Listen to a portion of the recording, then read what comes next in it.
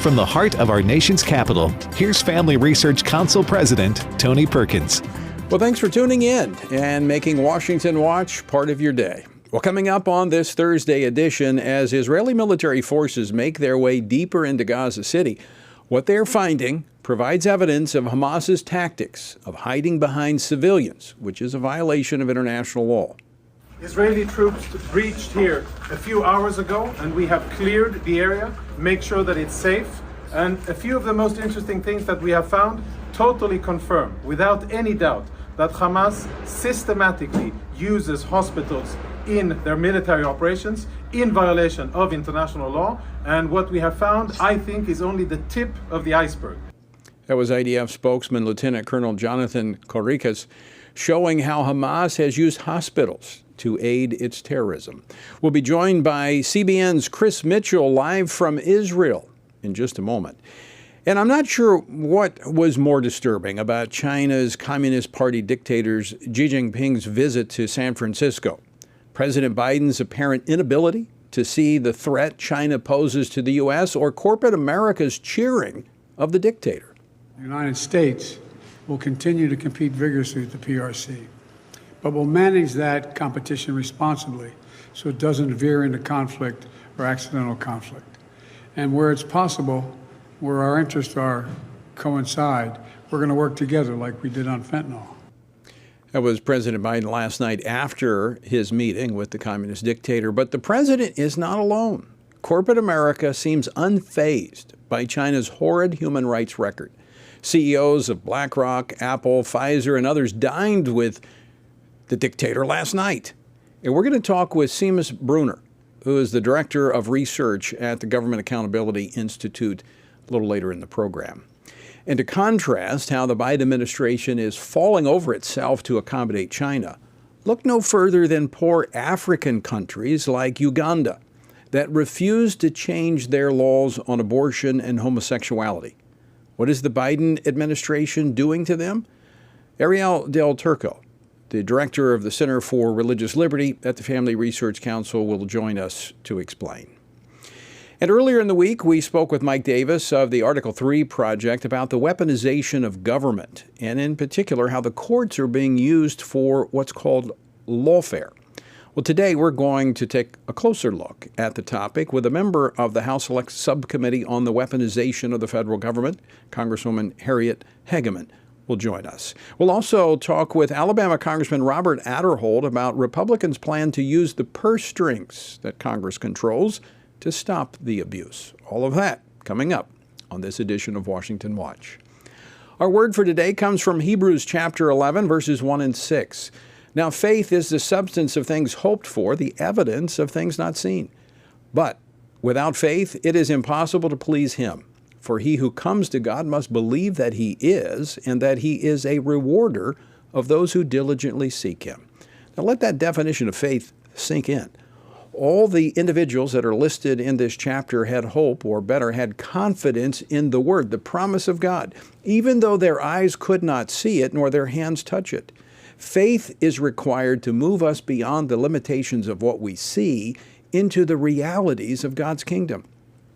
You can't enter without faith.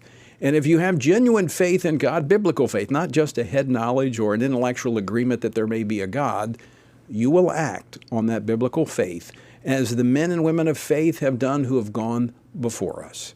To find out more about our journey through the Bible, go to frc.org/Bible. Following an intense raid yesterday leading to Israeli forces entering Al-Shifa Hospital, a Gaza City medical complex said to conceal a Hamas base. Now, this violates international law. What else did they find? Well, joining me now to discuss the latest from Israel is Chris Mitchell, Middle East Bureau Chief for CBN News. Chris, thanks so much for joining us. Always great to see you. Great to be with you again, Tony. So there's a tentative agreement in the works regarding hostages and possibly releasing some of them. What can you tell us about that? Well, we know right now that Hamas has agreed to this. It's releasing 50 hostages, in exchange for a 3-day ceasefire and for some Palestinian prisoners. Israel has not agreed to that. Israeli Prime Minister Benjamin Netanyahu has been saying all along that they need 240 hostages released, and then there'll be a ceasefire, but not until then. So this is something that really has been talked about for the last few days, but nothing's decided on that yet. Now, this discussion follows 2 days of Israeli forces searching a medical complex believed to house Hamas leaders. And we were showing a video clip of that earlier, actually a clip from a spokesman from the IDF showing some of the weapons that they found. What else do we know about these searches? Well, we know they found weapons in the El Shifa hospital. They also, a couple of days ago, they found weapons in the Rantisi hospital. And what they found is just, weapons, bulletproof vests, sometimes vests for suicide vests, all of these go bags for a terrorist to grab and go and go into the fighting. So they found all of that. This is evidence, according to the IDF, that they're using hospitals as terror bases. They haven't found the kind of terror infrastructure they had hoped to, but it's still a work in progress, Tony.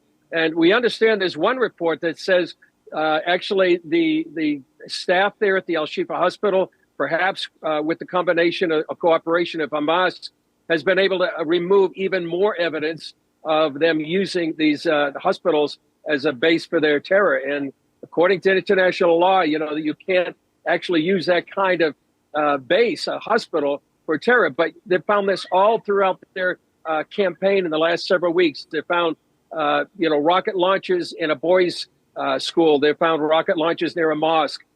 They found, weapons actually in a child's bed. Even today, they found some rockets. So all this is part of Hamas's terror infrastructure woven throughout the Gaza City and Gaza Strip. So, Chris Mitchell, let me ask you this question. Have we heard anyone from the United Nations, Secretary General maybe, condemning Hamas for violating international law and using hospitals, schools, mosques, civilians using them as shields for their terrorist activity? Well, I don't think we've heard that from the United Nations Secretary General.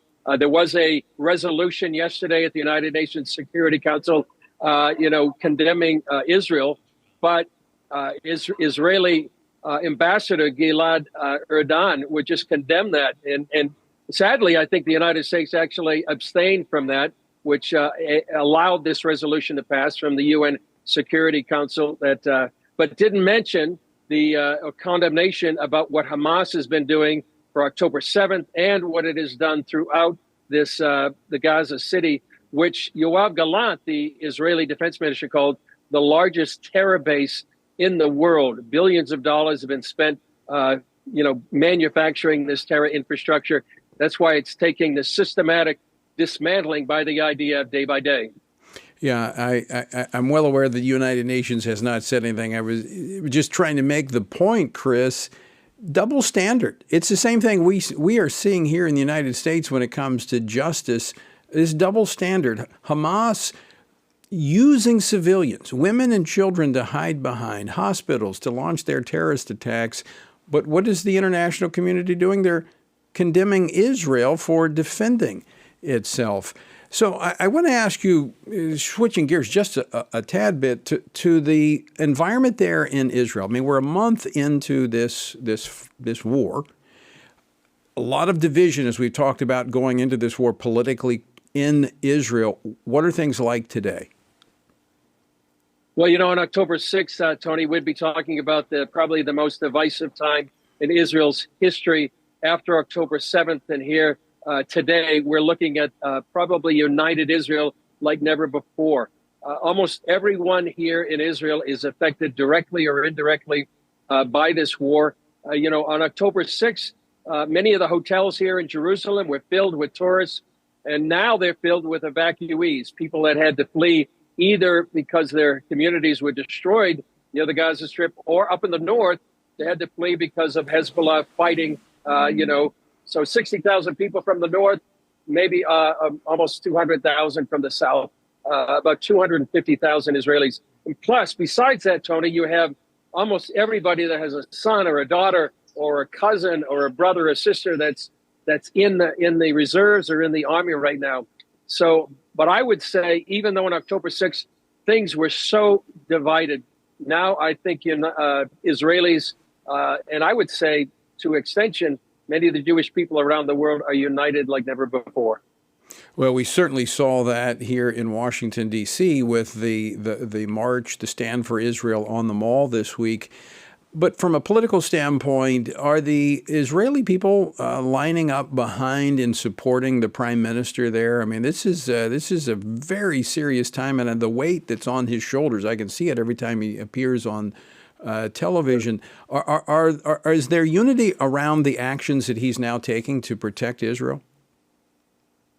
I would say for the most part, yes, Tony. They did have established a war cabinet, which includes Prime Minister Netanyahu, Defense Minister Yoav Gallant, and the same political party, the Likud. You also have Benny Gantz, who is the former defense minister and former IDF chief of staff. He's also in the opposition. So they are presenting a unified front. I would say there's beginning to be some political activity against Netanyahu. Yair Lapid, one of the opposition leaders, has called for his resignation. But I think for the most part, Tony, Israelis are united politically, and I would say something that we hadn't seen for a number of months. And let me add, Tony, what's happened on October 7th has really shaken the Israeli people, and I would say by extension the Jewish people around the world. We talked to a Jewish journalist not too long ago and said for the first time in her life she's actually afraid. Anti-Semitism is up exponentially in the U.S. and Europe. And I think it's really a time to stand beside our Jewish brothers and sisters, to support them, pray for them, and encourage them during this dark time in their history. Yeah, I think it's gone beyond being theoretical. Could this happen? Yes, it could happen. And we've had skirmishes, but nothing like this. Now it is a reality, and I think you're absolutely right. With that in mind, Chris Mitchell, how can believers here in the United States be praying for Israel and for our friends there in Jerusalem and elsewhere in Israel? Well, I would say, Tony, pray for the peace of Jerusalem, as it says in Psalm 122. Also pray for wisdom for the leaders, as it says in 2 Timothy, for the political leaders, the military leaders here. They're doing an incredible job in the sense that the world is criticizing them. The media, in large part, is criticizing them, and they have to do this while the world is watching to dismantle a terror infrastructure while protecting civilian lives, Palestinian lives, and trying to do that when the whole world is watching is not an easy task. So I pray for those wisdom, and also pray for the Jewish people around the world that the Lord would protect them and keeps them safe during this very, very serious and desperate, dangerous time. Well, not only is there a great cloud of witnesses, they're critics, and they're many of them looking for a reason to criticize Israel. So we definitely will pray. Chris Mitchell, thanks so much for being up late and joining us here on Washington Watch. Always great to see you, and we'll be praying for you as well. Great to be with you, Tony. Chris Mitchell with CBN. Appreciate him so much. All right, folks, pray.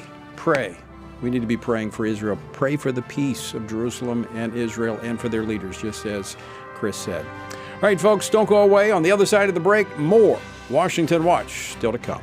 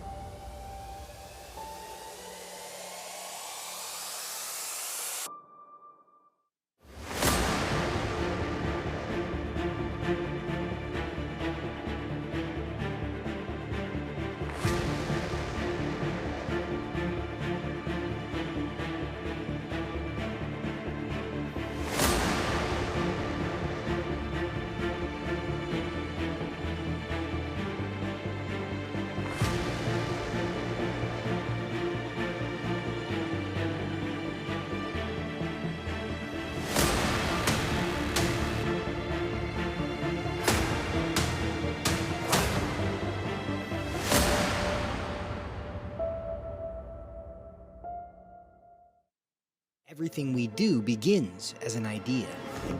Before there can be acts of courage, there must be the belief that some things are worth sacrificing for. Before there can be marriage, there is the idea that man should not be alone. Before there was freedom, there was the idea that individuals are created equal. It's true that all ideas have consequences, but we're less aware that all consequences are the fruit of ideas. Before there was murder, there was hate. Before there was a Holocaust, there was the belief by some people that other people are undesirable. Our beliefs determine our behavior, and our beliefs about life's biggest questions determine our worldview. Where did I come from? Who decides what is right and wrong? What happens when I die? Our answers to these questions explain why people see the world so differently. Debates about abortion are really disagreements about where life gets its value. Debates over sexuality and gender and marriage are really disagreements about whether the rules are made by us or for us. What we think of as political debates are often much more than that. They're disagreements about the purpose of our lives and the source of truth. As Christians, our goal must be to think biblically about everything. Our goal is to help you see beyond red and blue, left and right, to see the battle of ideas at the root of it all. Our goal is to equip Christians with a biblical worldview and help them advance and defend the faith in their families, communities, and the public square. Cultural renewal doesn't begin with campaigns and elections. It begins with individuals turning from lies to truth.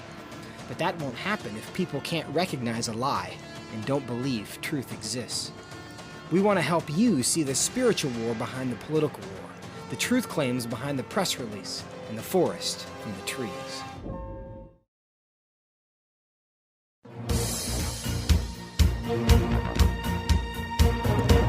This is Washington Watch. I'm Tony Perkins, your host. The website, tonyperkins.com. At yesterday's meeting between President Biden and Chinese President Xi Jinping, the Chinese dictator reasserted his resolve to overtake Taiwan and criticized what he referred to as futile U.S. efforts to contain China's ambitions. Quote, "The earth is big enough to accommodate both countries," he said, reflecting both his vision for China and his strident foreign policy approach. Well, given the Chinese dictator's ambitions, is the Biden administration equipped to adequately respond? And then, of course, we had the business community, CEOs of some of the top companies tripping over themselves to have dinner with President Xi. Joining me now to discuss this is Seamus Bruner. He's the Associate Director of Research at the Government Accountability Institute and author of the recently released book, Controligarchs. Seamus, thanks so much for joining us today. Good to see you again. Good to see you, Tony. So your thoughts on yesterday's meeting between President Biden and the communist dictator Xi Jinping? Well, I think you absolutely nailed it in the intro there. The thing is, the Biden administration and these controligarchs in Silicon Valley tripping over themselves to have dinner with Xi at $40 a head, 40,000 that is. They don't want to decouple from China, obviously, based on their statements. No, they want to actually make the U.S. more like China. You saw that in the COVID-19 pandemic. They tried to copy the zero COVID policy, which was a total disaster, crushed our small businesses, and didn't stop the virus. You see it with the so-called disinformation censorship campaigns, where the big tech guys are deplatforming and censoring unapproved opposition voices. And so not only do they not want to decouple from China, that would be people like Tim Cook, Apple's CEO, or BlackRock's Larry Fink, but they want to bring us closer to a Chinese-style social credit score system. I mean, it sounds sort of crazy, but what I found and document in the book is that there are robust attempts to bring about a social credit score just like they have in China. And so, no, it's failed. The attempt to make China like the West has failed, and it doesn't appear that they've even tried. Yeah, just for the context for listeners and viewers, we go back to the 1990s, where the Chinese government was seeking most favored nation status in terms of trade with the United States, and corporations were saying, "Yeah, we need to do this." They wanted access, obviously, to the Chinese market. but we were told we're going to change China. We're going to make it more in line with democratic values. Well, what we see, some 20 years later, 25 years later, is that corporations have become more like the Chinese Communist Party. That's exactly right. And so President Biden's comments are total gaslighting and the talk of a level playing field. It's not true. China is also, sending fentanyl, and they have this TikTok data weapon. Not only are we not competitors with China, barely adversaries, we're more like enemies, or at least the Chinese Communist Party is waging war on the middle and lower classes in America with the Biden administration's and Silicon Valley's acquiescence, or at least tacit approval. So, Seamus, the dictator, Xi Jinping, was using, I think, the media here in the United States. This is, to me, it looks like a PR campaign. Some of the things that he was saying about, look, I would like to let you know that China sympathizes deeply with the American people, especially the young, suffering from that which fentanyl has inflicted upon them. What does he mean? They're the ones that are pushing this in, pushing it into the United States. That's exactly right. Xi Jinping, the Chinese Communist Party, could end the fentanyl trade immediately. They're so efficient at locking down their citizens in their apartments during the COVID-19 pandemic. Are they trying to suggest, is Xi Jinping trying to suggest that he couldn't rout out the chemists who are making fentanyl and sending it to the United States? It seems unlikely. So, was anything accomplished on behalf of the United States and our interest yesterday in this meeting between President Biden and Xi Jinping?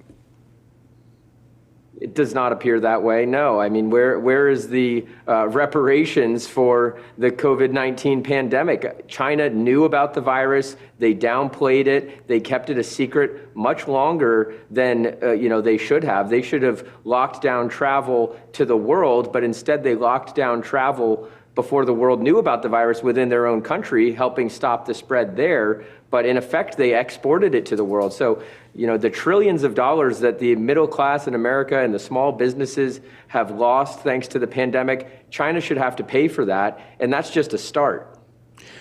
I want to go back before we run out of time here to corporate America, because they are, many of them, now they've found a creative way to kind of partner with Chinese companies, so there's kind of a shield of protection from a PR standpoint, but they're still benefiting from China's slave labor with the Uyghurs and others. That's exactly right. Whether it's Apple Computers, whether it's Nike with their factories over in China, whether it's Jeff Bezos's Amazon, they have all built enormous fortunes for themselves and for their companies at the expense of the Chinese people.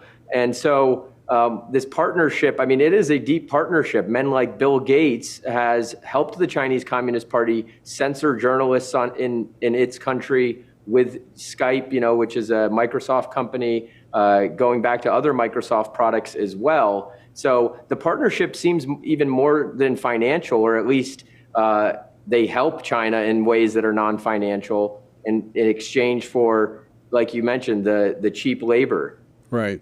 Well, and there's something we can do about this as American citizens, is not buy Chinese products. I look at the label to see where this is manufactured, where it's coming from. And we have a responsibility, I believe, as consumers, to make sure we're not fueling this communist dictatorship that Xi Jinping is overseeing, that, quite frankly, I think is one of the greatest threats we face in America today. Seamus, I want to thank you for joining us. Always great to see you. Thanks so much for being with us. Thanks, Tony. All right, folks. So you've got a responsibility. We should not fuel what China is doing. They have a horrific human rights record. But we're going to talk about how the Biden administration is picking on little African countries because they won't fall in line with their liberal social agenda. That's coming up next. Don't go away.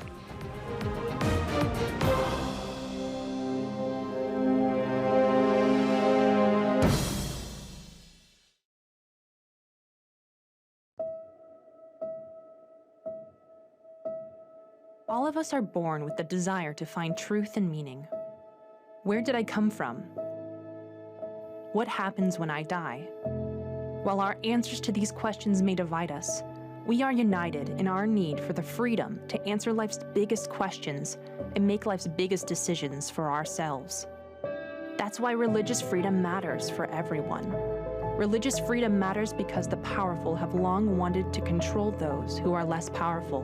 Religious freedom matters because the freedom of those who are different is often threatened by those who believe different is dangerous.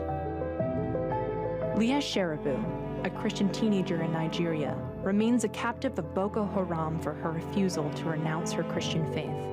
Chinese pastor Wang Yi is serving a 9-year sentence for speaking publicly against the Chinese government. In Pakistan, Asif Pervez is on death row for allegedly sending a blasphemous text message. All of this because people in power decided different is dangerous.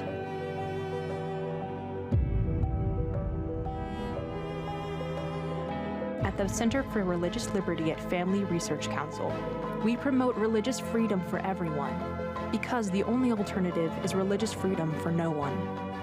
We encourage Americans and the American government to engage and advocate for the persecuted, and they do. We work every day to bring good news to the afflicted, to proclaim liberty to captives and freedom to prisoners. We do it because that's what Jesus does.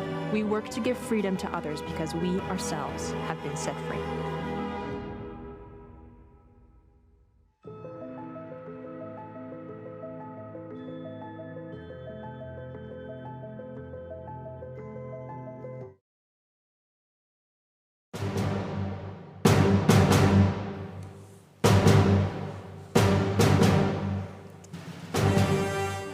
Welcome back to Washington Watch. Hey, by the way, if you've not yet joined the effort to pray for House Speaker Mike Johnson and the Congress as they look to find a way forward that is beneficial to America, I encourage you to do so. Join us in praying for the Speaker, praying that the Lord would give him wisdom and direction and favor as he leads forward. You can join us by simply texting the word Speaker to 67742. That's Speaker to 67742, and you'll get a link.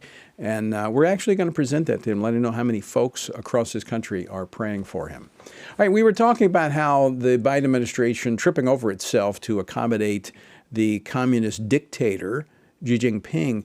Well, let's look at what they're doing in Africa.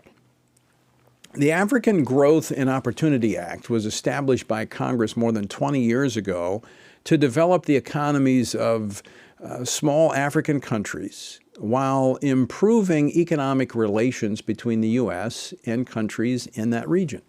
Now, President Biden announced recently that he is removing 4 countries from participating in this act. What it gives them access to U.S. markets without having to pay fees coming in.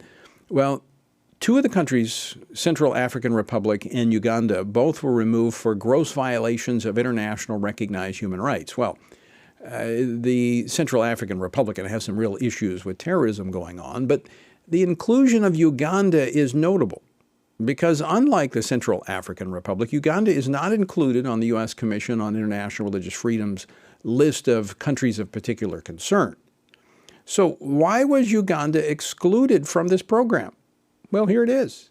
It's because Ugandan President Museveni refused to bow to the Biden administration's social agenda regarding abortion and the LGBTQ agenda.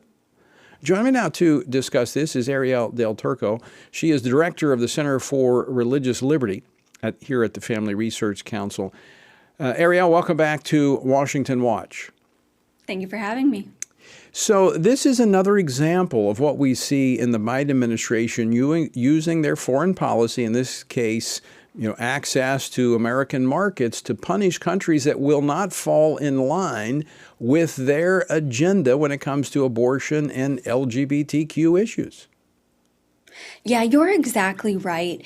And there's a role for the United States government to be advancing human rights abroad, widely recognized human rights that are enshrined in the Universal Declaration of Human Rights that we would all agree on: the right to life, the right to religious freedom, to free speech, to the absence of slavery. These are things we can all agree on. However, the left has recently been using the banner of human rights to really push anything they want. So we have a variety of faux rights that they'll push, including abortion, and most prominently in Africa, they're pushing LGBT issues.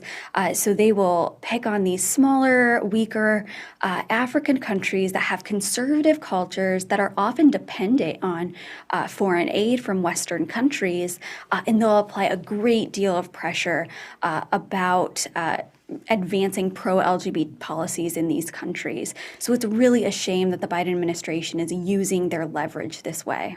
It's interesting that Ugandan President Museveni said that, look, the United States is not going to force us, and we don't need them. He said some of the actors in the Western world overestimate themselves and underestimate the freedom fighters of Africa. So they seem to be undeterred by this. Now, a part of this goes back to some mischaracterization of the laws that they've passed to protect minors and others in the country. Now, it's not laws that we might pass here in the United States, but it's laws that they have passed. And you've actually, in some of your international conferences you've gone to, you've spoken to Ugandan officials about this. Yeah, absolutely. We've met with a variety of African leaders, and their heart behind some of these policies is really to prevent the exploitation of children. They're trying to get that under control in their countries, and they view some of these laws against child molestation, against molestation of elders, of disabled people. They're strengthening laws against these things to really combat some depravity that's happening. So these are good measures, and there are other measures that I don't think we would pass here. I don't think we would even necessarily support. But we have to recognize that this is a sovereign country, that they're trying to do the best that they can and manage their own culture and promote their own values, which happen to be more conservative, more religious, more traditional. And as you've mentioned, we've spoken with leaders who say that the State Department goes to their embassies, meets with them regularly, and their top agenda item are LGBT issues. With everything going on in the world right now, it is absurd that this would be a #1 priority for the State Department. But we even heard Secretary of State Antony Blinken say this himself a month or two ago, that LGBT issues are a top foreign policy priorities, and we're really seeing this play out to the detriment of American foreign policy right now. Wow. Another example of the fact that elections have consequences.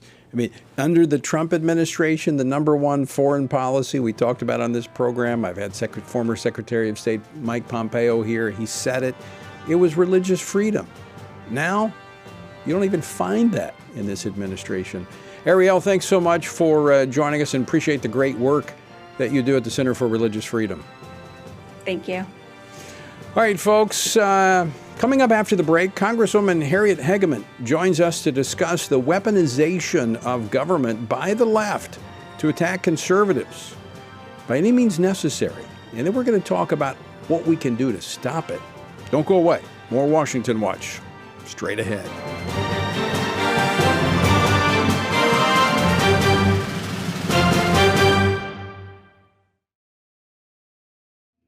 The world is hurting. Streets are filled with crime. Families are broken, sin is celebrated, and God is mocked. Everywhere we look, the wages of our sin are on full display. As Christians, we know that surrender to God's will is the solution to our biggest problems, but not everyone agrees. Even in church, we hear people say the most important thing is to be tolerant, that we shouldn't impose our morality on other people, and that loving our neighbor means celebrating what they do. But you can't do that. It's not that you don't love your neighbor, you do.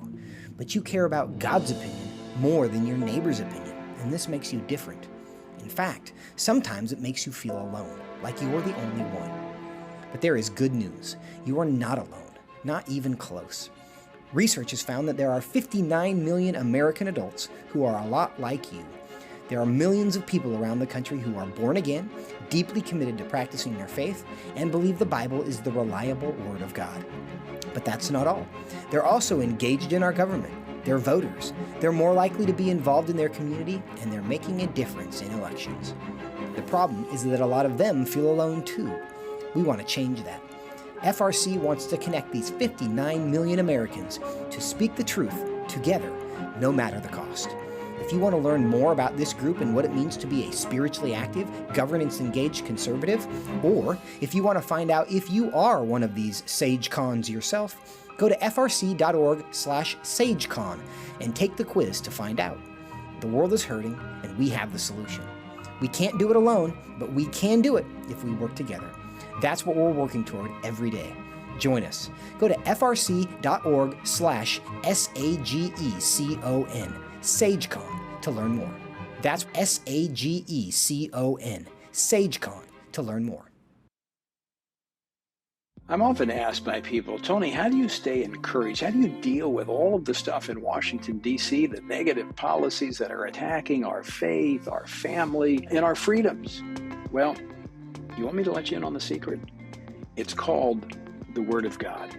And that is why the Family Research Council embarked on Stand on the Word, a 2-year journey through the Bible. It's a chronological Bible reading plan with just 10 to 15 minutes a day. In 2 years, you will have covered the entire Bible. And to go along with this, Monday through Friday, I do a morning devotional that goes along with the reading of the day. It's all designed to encourage you on this journey because the Word of God, as the psalmist said, in my affliction, here's my comfort.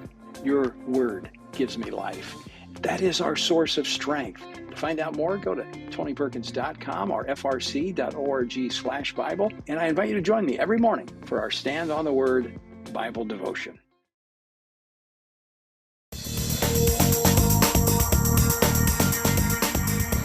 Welcome back to Washington Watch. Good to have you with us on this Thursday. Been a wild week on Capitol Hill and a lot happening. Well, earlier this week, we were discussing the left's misuse of the legal system, often referred to as lawfare, to target and pursue political opponents. Now, we've seen this with the charges against former President Donald Trump, but it doesn't stop there. It's also been used against advocates, pro-life advocates, praying outside of abortion facilities, or concerned parents actually speaking up at school board meetings about what their kids are being indoctrinated with. Anyone who sticks their head up to oppose the left becomes a target. So how can Republicans go on the offense against this? Joining me now to discuss this and more is Congresswoman Harriet Hageman. She is a member of the House Judiciary Committee and the Select Subcommittee on the Weaponization of the Federal Government. She represents Wyoming's at-large congressional district. Congresswoman Hageman, welcome back to the program. Good to see you. Thank you for having me. So you serve on the Select Subcommittee on the Weaponization of Federal Government, and you're very familiar with how the left is using the legal system. You're an attorney. You have seen the left and how this increasing weaponization of government is being used. What are we going to be able to do to protect the average American from just being able to express themselves? Well, you're discussing an incredibly important issue. We are seeing it with President Trump. And in fact, when I watch these judges in the cases that are handling the lawsuits and the claims that have been brought against President Trump, it's apparent to me that these judges recognize that the cases are almost frivolous and that they're most likely going to be reversed on appeal. But the purpose of bringing them is to keep him gummed up, to keep him from being able to campaign, to keep him from being able to go out and message to the American people and take his campaign to the American people. So these lawsuits are are being abused and are being brought specifically so that they can prevent Donald Trump from effectively running for president.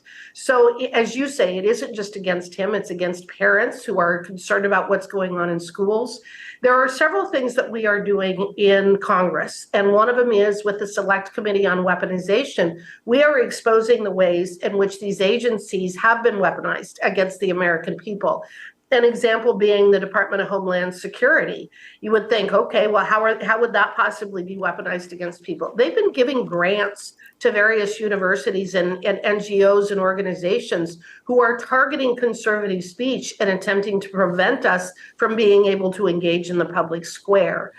We have the FBI, who we know has been abusing the FISA process as an example of lawfare, where they're bringing claims in the secret FISA court. They know that they're not valid, but again, it's for purposes of allowing them to be able to investigate people. I do think that we need to be introducing bills and passing bills specifically challenging what these agencies have been doing and prohibiting them from doing it. One of the bills that I have brought is a protection of the First Amendment bill. And what it would do is it would make federal employees who violate someone's First Amendment rights, whether it's their freedom of speech or their freedom of religion, their freedom of association, it would actually make them personally liable to whomever that they have victimized. So that's one of the bills that I've brought. I want to do a civil rights statute that protects our First Amendment rights from federal employees. Yeah, and I think when someone is falsely targeted and pursued, they should be able to go back and get their attorney fees reimbursed from the entity that is targeting them unjustly.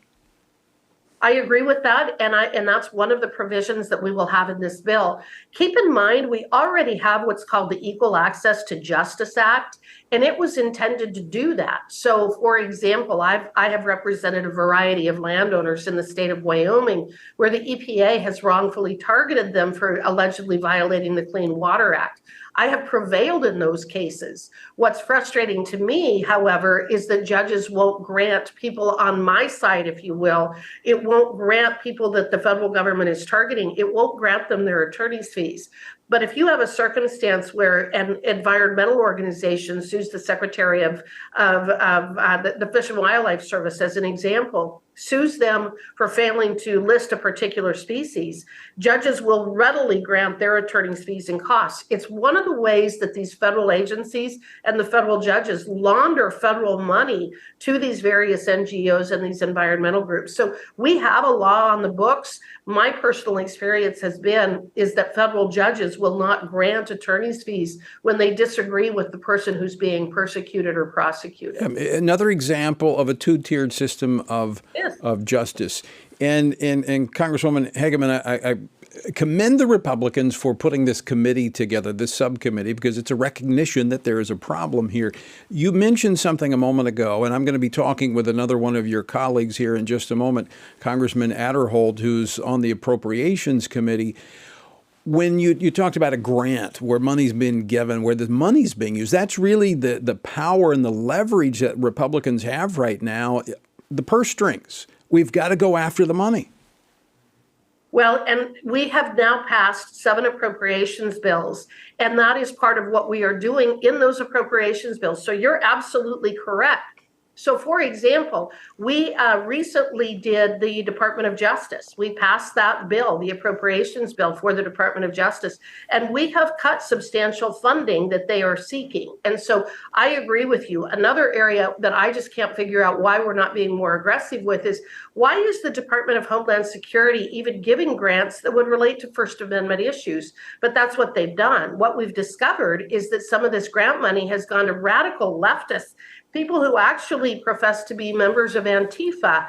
This grant money has gone to these universities, and then they're using the money to indoctrinate the next generation of students into this radical ideology. An example is creating a pyramid that would liken the Republican National Committee to Nazi Germany. That's absolute insanity. Yet it is our federal funds that have actually gone to that university for purposes of furthering that agenda and that message. So that was one of the issues that I addressed with Mayorkas when he was before our committee. But you're absolutely right. We have got to start starving these agencies so that they actually focus on the very purpose for which they were created and not start getting their tentacles into all of these other areas that are just being used to further a leftist agenda. Right, absolutely right. And again, I commend the subcommittee on weaponization because you're pulling back the curtain so the America knows it's there, but they haven't seen these such blatant examples of it. Final question for you, Congresswoman Hageman. You mentioned Mayorkas this week on the House floor, refused to move forward with impeachment. Is that done, or is that going to find life in the committee now?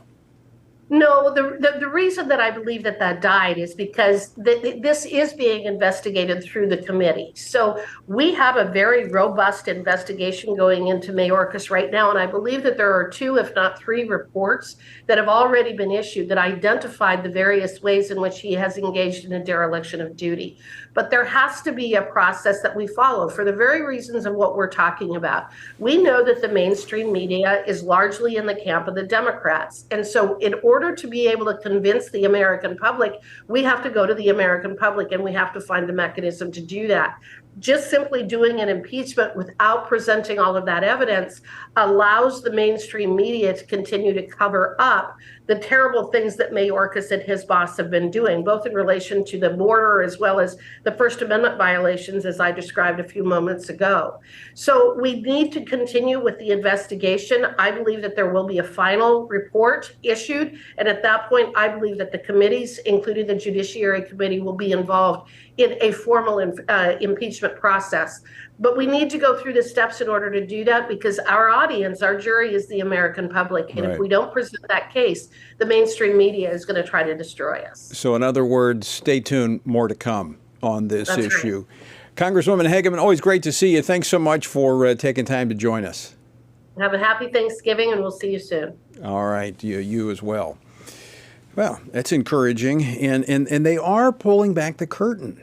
I mean, the media is not going to cover this, but let's go to the next step. So I want to continue this conversation on the left's weaponization of the federal government and the legal system, and how the Republicans, just having slim control of one chamber, are going to be able to address this issue, which I think is going to affect the 2024 election. Without question. Joining me now to discuss this is Congressman Robert Aderholt. He serves on the House Appropriations Committee. He represents the 4th Congressional District of Alabama, also chairs the House Values Action Team. Congressman Aderholt, welcome to Washington Watch. Good to see you. Well, Tony, great to be with you. Thanks for inviting me to be on. Well, you sit on the Appropriations Committee, but you chair the Values Action Team. You know how important these value issues are, parents standing up to speak out about what's happening in our schools, about conservatives simply voicing their frustrations and concerns and not being targeted. Will the Republicans have the ability through the appropriations process to rein in these out-of-control federal agencies? We're definitely working on it. And you mentioned about as far as how this ties in with the value action team and as far as values, so many school parents of school children want to go to the school boards and to discuss a lot of it. And as you know, the FBI has really, in some crazy situations, really cracked down on just parents voicing their concern. And in this CJS, Commerce, Justice, Science Appropriation Bill, we have defunded the FBI's guidance targeting school board meetings. That's just one example of what we're doing. And obviously, you had the Congresswoman on just a few minutes ago, and she talked about the authorization committee through weaponization. And I think I was listening to the interview, and I think it was aptly put, sort of pulling back the curtain and exposing a lot of these things. It then allows us on the Appropriations Committee to defund it, because if the Department of Justice doesn't have the money to do these things, then they can't act. And so it's one thing to expose them. It's another thing to take away the money. Obviously, the people at the Department of Justice are not going to work for free. And if you don't have any money for any programs over there, then you're able to stop it. And that's what the goal of defunding a lot of these so-called programs that we've seen under the Biden administration. Other things that we're making sure language in the appropriation bill says that there has to be FBI interviews have to be recorded. There's protection for federal whistleblowers from retaliation. So very important. Those are just examples of how we can put money into programs that do the right things, but yet pull the money away from these programs of where they're using for obviously mischievous purposes. And that's really the only leverage that Republicans have right now is on the funding, because you're not going to get the president to sign bills that's going to restrict his machine that he has in place that's suppressing conservative voices. Yeah, no, there's a standalone bill or anything that did this would never pass the Senate right now anyway, and certainly the president wouldn't sign it.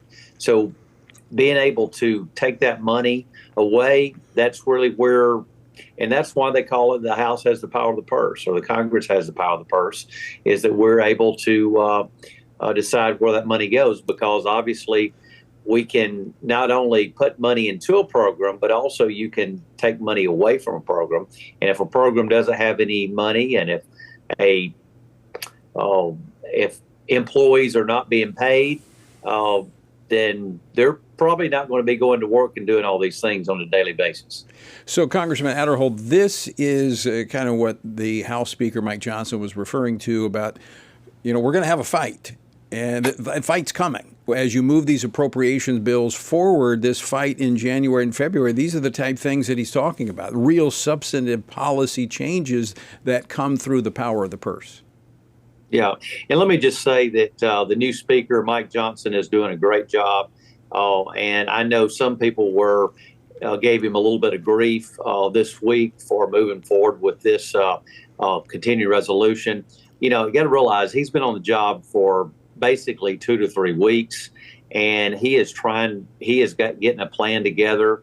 Also, you got to remember that he did get this 2-tiered funding mechanism in place so that you don't have a total potential shutdown in January. So you've got some of the subcommittees or some of the committees that will be needing to be funded in January, some in February. And so I think Mike Johnson has a plan. I know you know Mike Johnson well and have known Mike probably longer than most of us have, because y'all hail from the same state, but and have been friends for a long time.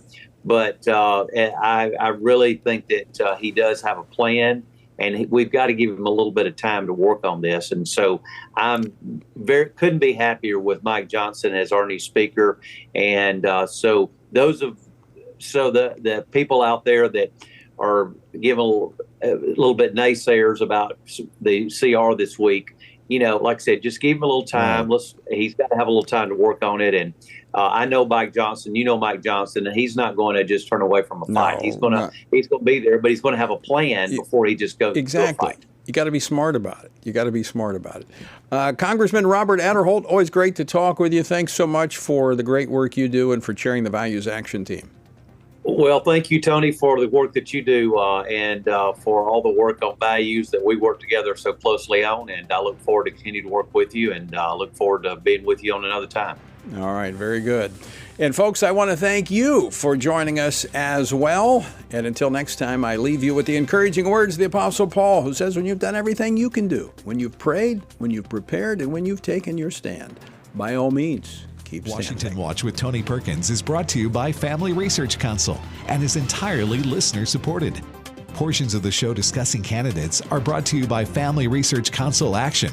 For more information on anything you've heard today, or to find out how you can partner with us in our ongoing efforts to promote faith, family, and freedom, visit TonyPerkins.com. Also, to leave a comment about Washington Watch, call our watch line at 1-866-372-7234. That's 1-866-372-7234.